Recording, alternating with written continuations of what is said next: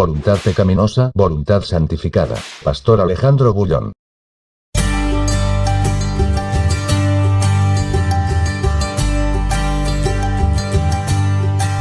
Vamos a San Lucas capítulo 23, versículo 44. Cuando era como la hora sexta, hubo tinieblas sobre la tierra hasta la hora novena, y el sol se oscureció, y el velo del templo se rasgó por la mitad. Entonces Jesús, clamando a gran voz, dijo: Padre, en tus manos encomiendo mi espíritu. Y habiendo dicho esto, expiró.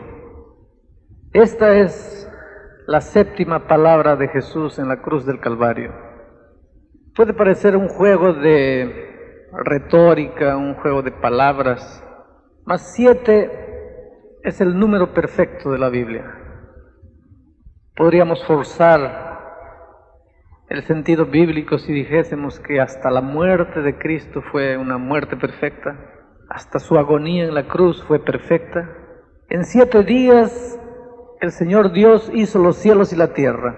En 6 días y el séptimo descansó. Una sexta-feira, un viernes, el Señor Jesús desde la cruz del Calvario ve su obra de redención completada, y el sábado descansa. El viernes en la tarde Él dice: Padre, en tus manos encomiendo mi espíritu. El Señor Jesús muere como vivió. Su vida fue una vida de permanente dependencia de su Padre.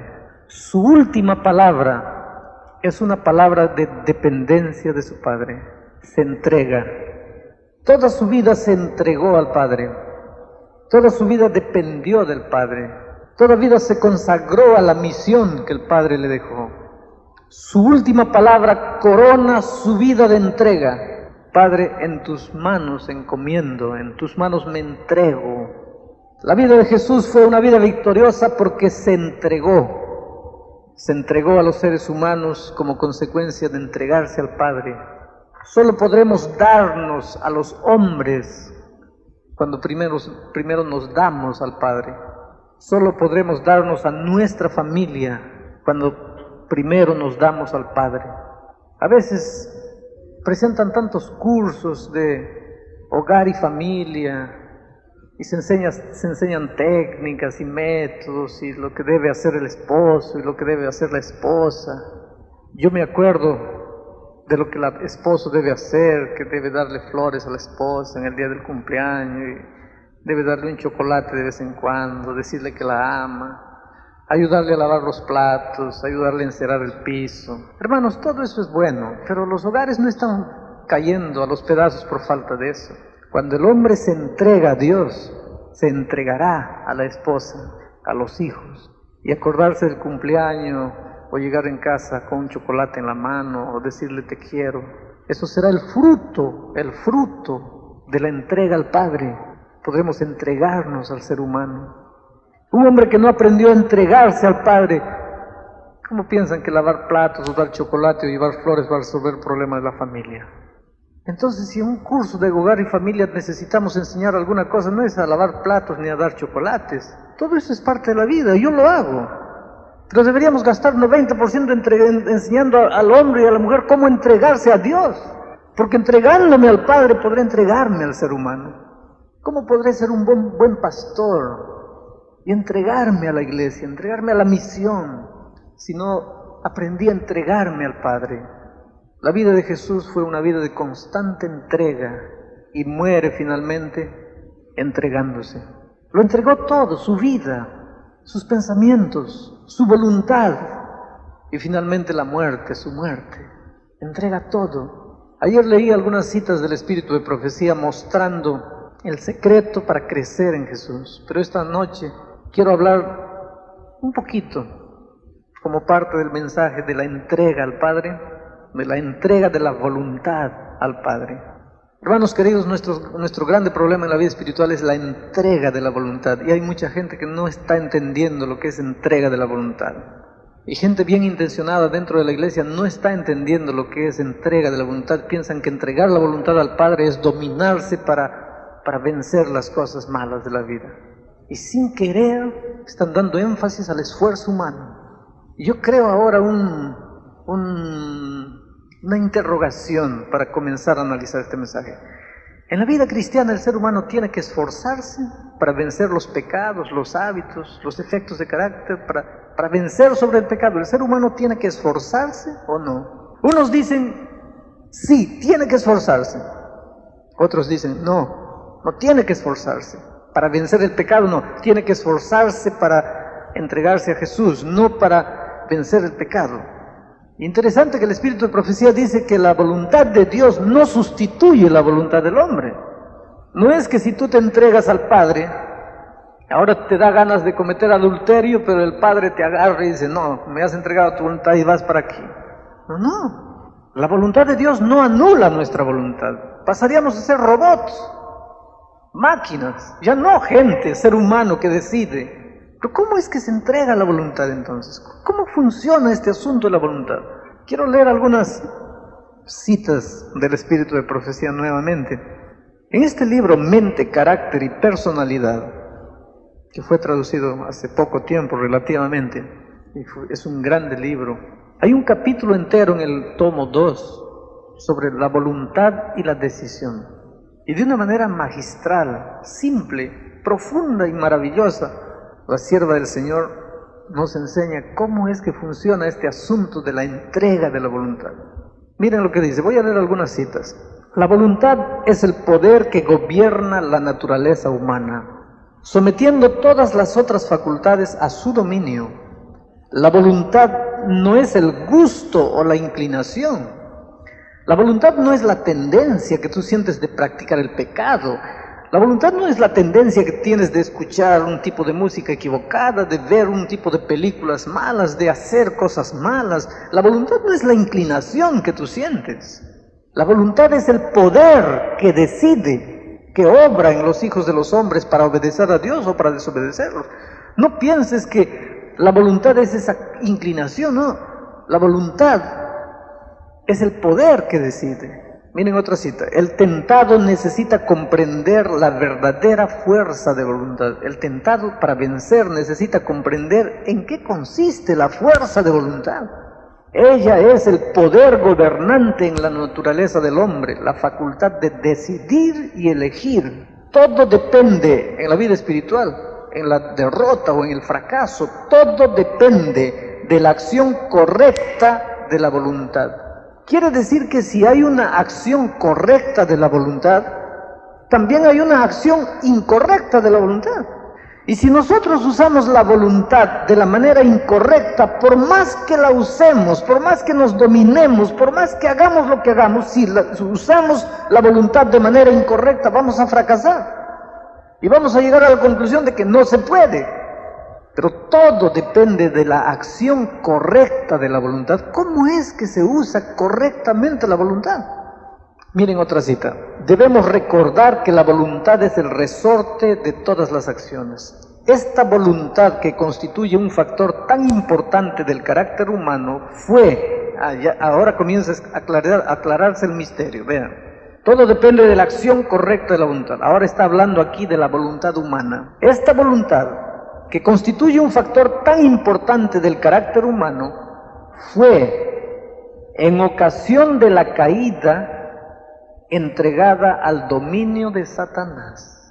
Esta voluntad nuestra, en el momento en que Adán y Eva cayeron, fue entregada al dominio de Satanás. Desde entonces, él ha estado obrando en el hombre para expresar y ejecutar su propia voluntad, pero para completa ruina y miseria del hombre. Alguna cosa ha sucedido cuando el hombre cayó y cuando nosotros nacimos, y nacimos con naturaleza pecaminosa. Nosotros todos nacimos ya con una voluntad entregada al dominio de Satanás, una voluntad pecaminosa.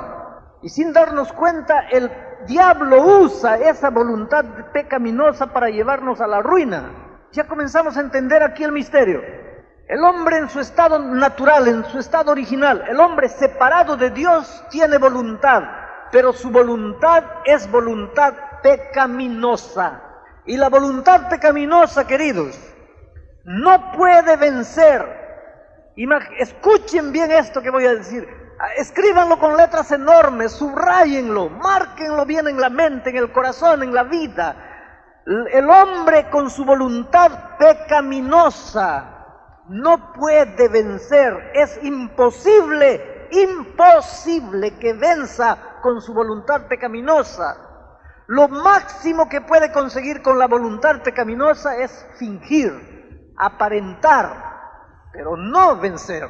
¿Qué hago si yo tengo la voluntad pecaminosa desde el momento que nací? Entonces tú necesitas pasar a tener otro tipo de voluntad, la voluntad santificada. ¿Pero qué es la voluntad santificada? Aquí en este mismo libro, vean otras citas que les voy a leer.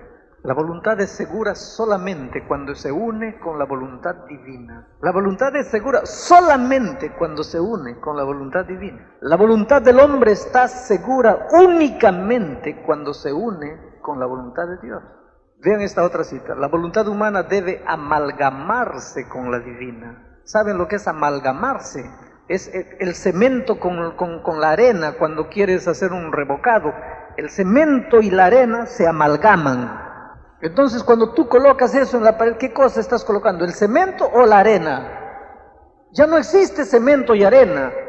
Ya existe una sola cosa que, no sé cómo le llaman aquí, mezcla, amalgamada. Ya no es una u otra, ya es una sola cosa. Es una cosa amalgamada, es mezcla. Ya no es más cemento, ya no es más arena, es mezcla.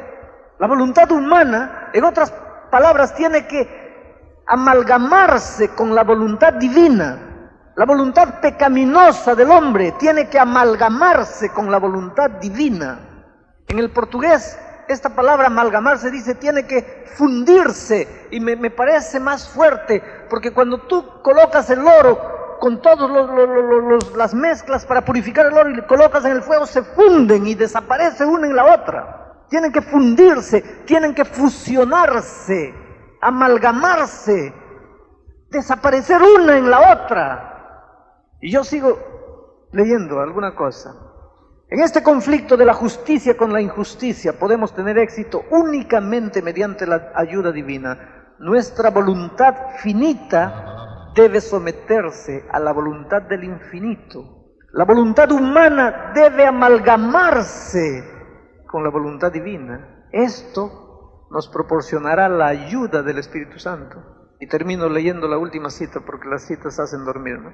Miren lo que dice aquí. Cuando la voluntad se pone de parte del Señor, el Espíritu Santo la toma y la hace una con la voluntad divina. Ya no existe más voluntad del hombre, voluntad de Dios. Solo existe una voluntad, porque se amalgama las voluntades. Ahora explico todo esto que acabo de leer, lo voy a explicar en palabras más simples para que entiendan. El hombre nace y viene a este mundo con voluntad pecaminosa. Esta voluntad ha sido entregada al dominio del diablo, y el diablo, sin darnos cuenta, usa esta voluntad para arruinarnos. Esta pobre voluntad no puede vencer. Lo máximo que puede hacer es fingir y aparentar, nunca vencer.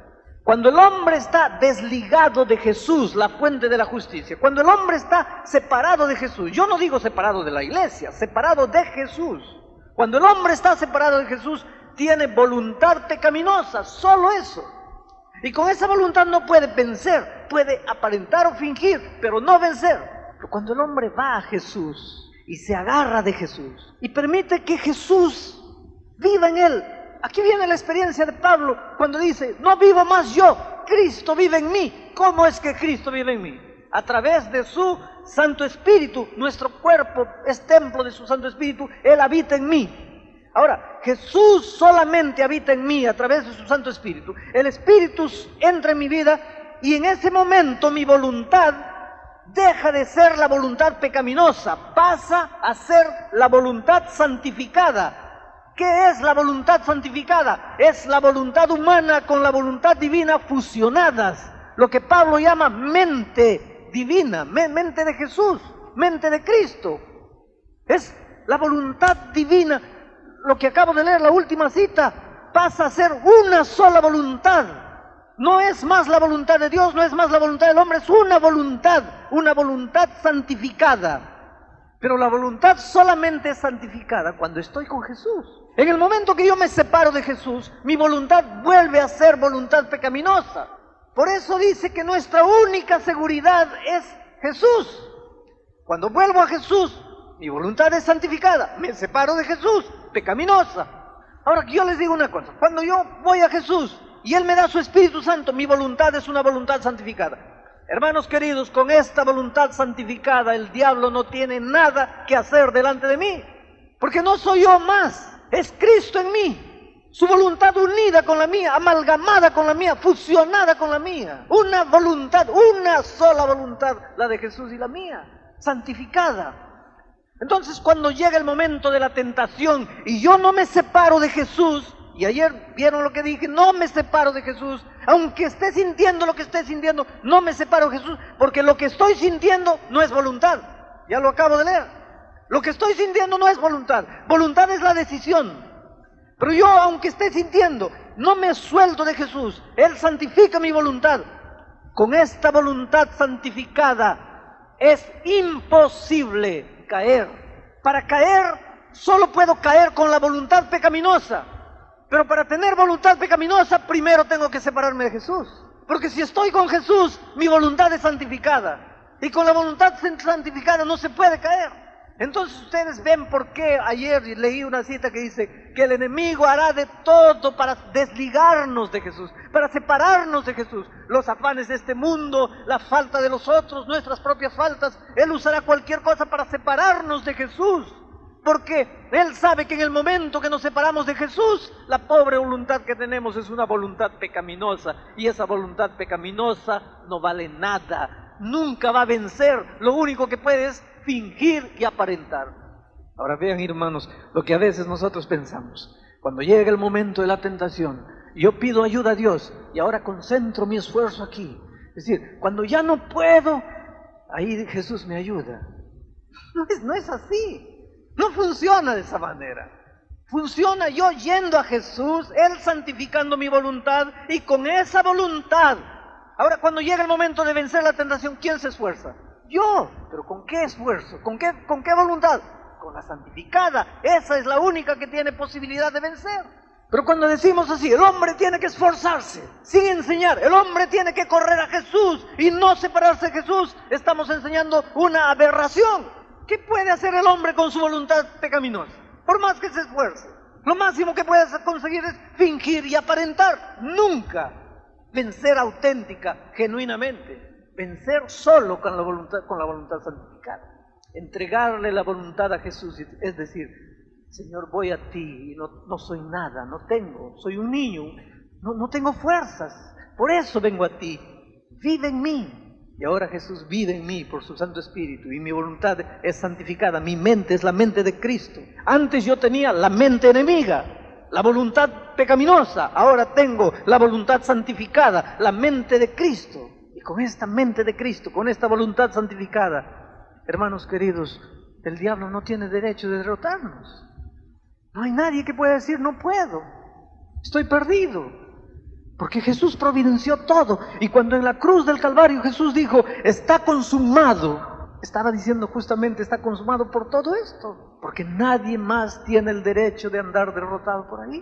Y cuando Jesús finalmente en la cruz dice, Señor, te entrego mi espíritu, Él muere como Él vivió, entregando a Jesús siempre su voluntad, su servicio, su cuerpo, su vida, su tiempo. Y como resultado de la entrega al Padre, entregándose al ser humano para servirlo, para amarlo, para perdonarlo, para comprenderlo. Y en la medida en que nosotros le entreguemos nuestra voluntad a Jesús, podremos entregarnos al ser humano. La otra parte del mensaje de esta noche tiene que ver con la relación del Hijo con el Padre. En medio del dolor y del sufrimiento, Él dice, Padre, en tus manos encomiendo mi espíritu. Los soldados están dándole latigazos. Y el Señor Jesús dice, Padre, perdónalos porque no saben lo que hacen. En el momento más oscuro en que carga sobre sí el pecado de toda la humanidad, de todos los tiempos, Él consigue decir, Padre, ¿Por qué me abandonaste? Esa relación padre-hijo. Él vivió la vida, toda una vida de comunión, de entrega al Padre. Y cuando llega la tormenta, y cuando la oscuridad lo envuelve, en medio de las tinieblas, del dolor, del sufrimiento, Él no pierde de vista al Padre. Él puede no verlo, pero Él sabe que el Padre está allí. Él puede sentir el peso esmagador del pecado, la separación terrible que el pecado causa, pero Él sabe que el Padre está allí. Hermanos queridos, si nuestra vida es una vida de entrega a Jesús, entonces cuando lleguen los momentos turbulentos, sabremos ver que el Padre está allí, en medio del dolor, en medio de las lágrimas. Yo les digo una cosa, Dios nunca nos prometió que no tendríamos problemas en esta vida. Por favor, Dios nunca te prometió que no sufrirías un accidente o que un ser querido tuyo no sufriría un accidente, no perdería la vida. Dios nunca te prometió que no vendrían problemas financieros a tu vida a veces. Dios nunca te prometió que una enfermedad no tocaría tu vida. Dios nunca prometió que un ser querido tuyo no descansase antes que tú. Él no te prometió que tú no sufrirías. Jesús estaba en las bodas de Canaán y comenzó a faltar vino. Estaba y faltaba. Quiere decir que no falta únicamente cuando Jesús está ausente. Jesús puede estar presente y puede faltar. Jesús estaba en el mar, en el barco con sus discípulos, y la noche quedó oscura y el viento comenzó a soplar y la tempestad vino. Y Jesús estaba allí presente. Quiere decir que Jesús puede estar presente en tu vida y puede haber vientos, puede haber tempestades, puede haber sufrimiento, puede haber dolor, puede llegar un momento en que da la impresión que el barco se va a hundir y Jesús está presente. Jesús no dijo, no inspiró a David a decir, el Señor es mi pastor, nada me faltará. Nunca pasaré por el valle de la sombra y de la muerte. No, la oración es, aunque ande en medio del valle de sombra y de muerte, no estaré solo. Tú estarás conmigo. Esa es la presencia, esa es la promesa del Padre. Él nunca prometió. En el Salmo 46, Él dice, Dios es nuestro refugio y fortaleza, auxilio bien presente en medio de la tribulación. La promesa no es, no tendré tribulaciones. La promesa es, Él estará conmigo en medio de la tribulación. Si tú estás con Cristo, puedes sufrir. Si no estás con Cristo, también puedes sufrir. Tú dirás, pero entonces, ¿cuál es la ventaja de tener a Cristo? Si con Cristo sufro, sin Cristo sufro, ¿cuál es la ventaja de tener a Cristo? Es muy grande.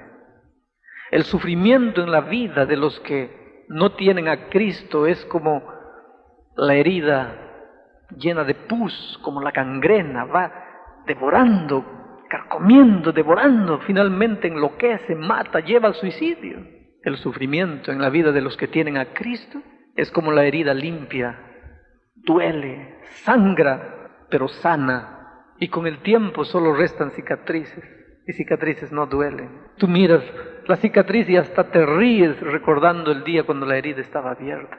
Esa es la promesa. Sufres sin Cristo, pero enloqueces. Sufres con Cristo y lloras. Pablo dice, hermanos, cuanto a los muertos, yo quiero que sepan de una cosa. No os entristezcáis como los que no tienen esperanza. Él no dice, no os entristezcáis. Él te da el derecho de quedarte triste, Él te da el derecho de llorar. Lo que Él te dice es que tú no tienes que desesperarte como los que no tienen esperanza, porque tú sabes la promesa de Dios. Dios no nos prometió que no lloraríamos en esta vida. Él prometió secar nuestras lágrimas. Y si Jesús personalmente puede venir a secarme las lágrimas, bienvenido el dolor, bienvenido el sufrimiento. Pero si tú no aprendes a depender de Dios en tiempos de paz, no vas a depender de Él en los tiempos de dificultad. Si tú no aprendes a ver Dios presente cuando todo es bueno, no lo vas a ver presente cuando todo sale mal. En febrero del año pasado yo estaba grabando un programa de video en Santiago de Chile y cuando salía a mediodía para un descanso, la secretaria electrónica estaba llena de llamadas telefónicas, me llamaban de Brasil, me llamaban de Perú, me llamaban de todo lado. Inmediatamente un sentimiento de temor se apoderó en mi corazón, algo ha sucedido. No puede ser que de repente todo el mundo quiera hablar conmigo de todo lado. Y no demoró 2 minutos cuando el teléfono sonó nuevamente. Y de Perú me decían, tienes que dejarlo todo y venir inmediatamente aquí. Hay una tragedia en la familia. ¿Qué pasó? Yo tengo una hermana de 30 años, casada con un joven pastor, casi de la misma edad. Y ese joven pastor, un miércoles en la noche, predicó un sermón en una iglesia distante, a unos 50, 60 kilómetros de la casa de él. Terminó de predicar, se despidió de los hermanos, feliz de la vida, en la exuberancia de la juventud, 30 años, con tantos planos lindos para hacer para Dios, cosas grandes para él. El año anterior había bautizado 350 personas en su distrito. No había día, no había noche, no había oscuridad, no había sol. Estaba allí en la fuerza, en la pujanza de la vida, dando lo mejor de su vida para Dios. Montó en su motocicleta y volvía para casa por una carretera solitaria en la selva. Y de repente alguien en una emboscada le dio un tiro, le disparó un tiro. El muchacho cayó en esa oscuridad, una carretera solitaria en la selva. El tiro no le tocó ningún órgano vital. Podrían haberlo salvado si alguien lo encontraba. El laudo médico dice que agonizó entre 6 a 7 horas, sangrando. Se arrastró unos 300 metros buscando ayuda en medio de la selva. Imagínense el drama de ese joven pastor, sabiendo que dejaba una esposa, una niña de 5 años, otra pequeñita de 8 meses. La vida se le iba, la sangre salía a borbotones, se moría, nadie para ayudarlo. Y a la mañana siguiente encontraron el cadáver de ese muchacho ahí en la carretera. Y ahora me llamaban del Perú y me decían, mira, tu hermana está mal, necesita de ti. Y yo dejé todo, tomé el primer avión en la noche, y mientras viajaba para Lima, pensaba, ¿por qué? ¿No es así que nos preguntamos siempre? ¿Por qué? Era un pastor, estaba predicando tu palabra, estaba en esa lucha contra el mal. ¿Por qué no lo cuidaste? Pero Dios nunca nos prometió que si lo amásemos no tendríamos problemas. Allí estaba el drama de la muerte, vivo. Llegué en casa de madrugada, pregunté dónde está Doris. Me dijeron, está allí medio dopada, le hemos dado unos calmantes para que se quede más tranquila. Entré al cuarto de ella, la vi durmiendo, me arrodillé cerca de la cama, comencé a orar por ella y ella se despertó y en la penumbra se dio cuenta que era yo y me abrazó y me dice, gracias porque viniste. Y yo le dije bien bajito al oído, mira Doris, un día Dios te va a responder todo, todo. Yo sé que ahora no lo entiendes, pero un día te va a responder Dios. Yo sé que tienes muchas preguntas en la mente, pero un día todo se va a aclarar. Y ella, con una fuerza maravillosa que solo puede venir de Jesús, me dijo, mira, yo no le estoy preguntando nada a Dios. Yo no quiero que me responda nada. Yo no entiendo, pero yo sé que Él ha hecho lo mejor para mí.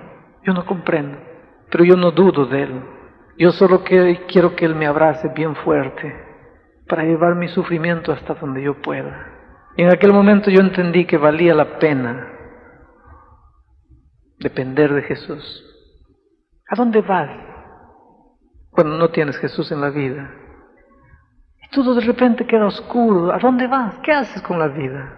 La mañana siguiente ella me dice, por favor, dile a mi hijita de 5 años que su papá murió. Le dije, Doris, no puedo. La única persona que puede decirle eso eres tú. Tú eres la mamá. Y ella me dice, no puedo, ¿cómo le voy a decir? Dios te va a dar palabras. Y ella me dice, siéntate aquí a mi lado, quiero que estés conmigo cuando yo le diga. Y la niña entró jugando alegre, la inocencia de 5 años, ajena a todo el drama. Y esa chica dice así para la niña, ¿te acuerdas de Lázaro, hijita? Sí. ¿Qué pasó con Lázaro? Durmió. Y cuando Jesús llegó, ¿qué pasó? Lo despertó. Y esa hermana mía dice así, hijita, el miércoles tu papá estaba volviendo después de predicar, estaba cansado, había predicado mucho, y en la carretera se encontró con Jesús, y Jesús le dijo, mira Pepe, tienes que dormir, estás cansado. Y él le dijo, no, yo no puedo dormir ahora, yo tengo que llegar a mi casa, tengo que abrazar a mis hijitas. Y Jesús le dijo, no Pepe, tienes que dormir ahora, en este momento. Hijita, tú sabes que papito siempre quiso obedecer a Dios. Y aunque quería mucho verte, tuvo que obedecer y se durmió. Y ahora solo va a despertar cuando Jesús vuelva. Y desde sus 5 años esa niña parecía entender el drama. Y comenzó a llorar a gritos. Y dice, papito murió.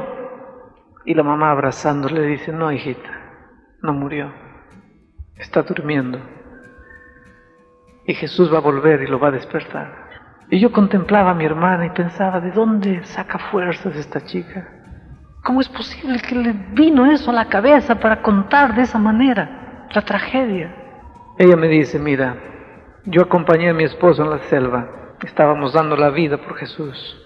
Y en la selva uno tiene que aprender a depender de Dios. Yo aprendí a depender de Él. Hermanos queridos, ¿saben lo que quiere decir dependencia de Dios? Podemos depender de Él cuando hay bastante dinero en el banco, cuando hay salud, cuando todos están vivos en la familia y felices. ¿Sabemos depender de Dios cuando todo está bien? Si no está bien, si no sabemos depender, entonces cuando vengan los días difíciles no podremos depender de Él. Yo sé que hay una familia aquí que está sufriendo por la muerte del hijo. Tiene que aprender a depender de Dios.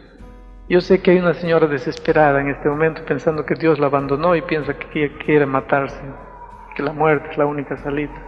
La muerte no es salida para nada. Tienes que aprender a depender de Dios. Tienes que decirle, Señor, te entrego todo, mi sufrimiento, mis lágrimas, mi voluntad, te entrego.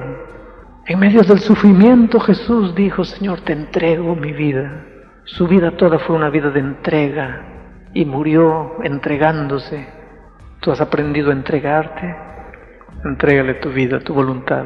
Que Él santifique tu voluntad, que la haga todopoderosa. Su vida de servicio fue el fruto de su entrega. Y en medio del dolor Él pudo llamarte Padre por causa de su entrega. Ayúdanos a hacer de nuestra vida una vida de entrega. A entregarte nuestra voluntad para que sea santificada. Y a usar esa voluntad santificada para dominar y vencer el mal. Toma en tus brazos de amor todas estas personas aquí. Escucha el clamor silencioso de cada corazón. Responde la petición oculta de cada uno. En nombre de Jesucristo. Amén. En comentario destacado tienes el link a la lista de sermones.